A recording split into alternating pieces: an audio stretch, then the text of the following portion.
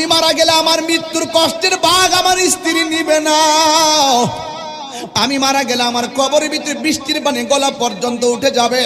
আমার ঘরে টিন দিয়া পানি পড়লে টিনের ছিদ্র বন্ধ করার মানুষ অভাব হবে না, কিন্তু আমার কবরে গলা পর্যন্ত পানি উঠে গেছে, আমার কবরের পানি সেচার কোনো মানুষ যাবে না। কথা বলেন ঠিক কিনা? এই জন্য যুবক, আমি কি বুঝাইতে চাইতেছি, এই দুনিয়ার কেউ কাহার আপন হবে না।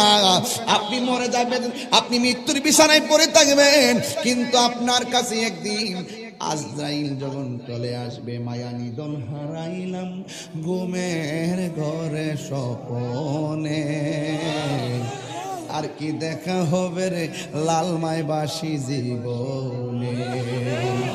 ওরে রং হাসির খোরাক দিচ্ছেন, আল্লাহর কসম করে বলছি, রং মোহনে থাকবার বন্ধু পালঙ্কে শুইয়া, কোন সন্ধানে আজরাইল ঢুকিল আসিয়া।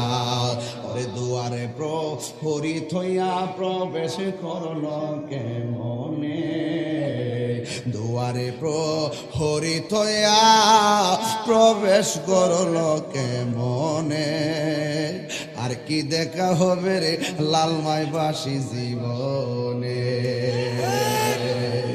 ঘরের পাশে মা বসে থাকবে, ও ফুচলটা কেমন লাগে, ভাই বসে থাকবে, ও ভাই কেমন লাগে, কিন্তু ফাঁকি দিয়া হঠাৎ কিরা কয় আমার মাথা কেমন জানে করে, আমার বুকটা কেমন জানে করে, আমার শরীরটা কেমন জানে করে।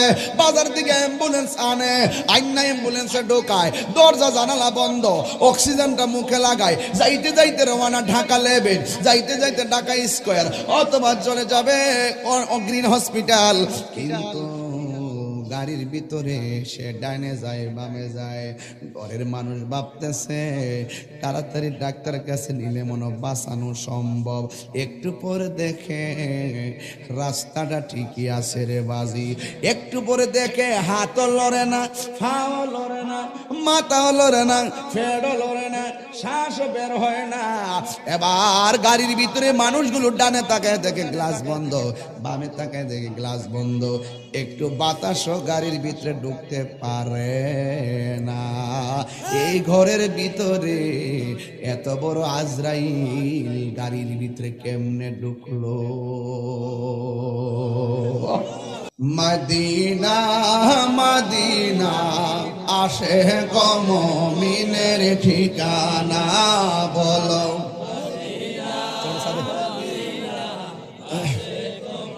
মিনের ঠিকানা, বলো দিদার চেয়ে কাঁদো তোমরা, দিদার হো না নবীর দিওয়ানা। মদিনা মিনের ঠিকানা, বলো মদিনা আসে মুমিনের ঠিকানা।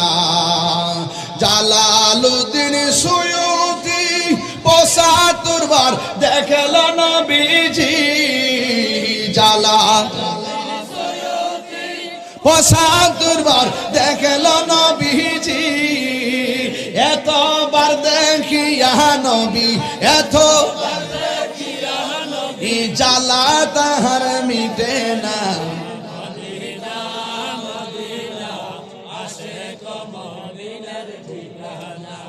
বলো মদিনা মদিনা ঠিকানা। নবীর প্রিয় সাহাবী হযরত আবু বকর সিদ্দিকী, নবীর প্রিয়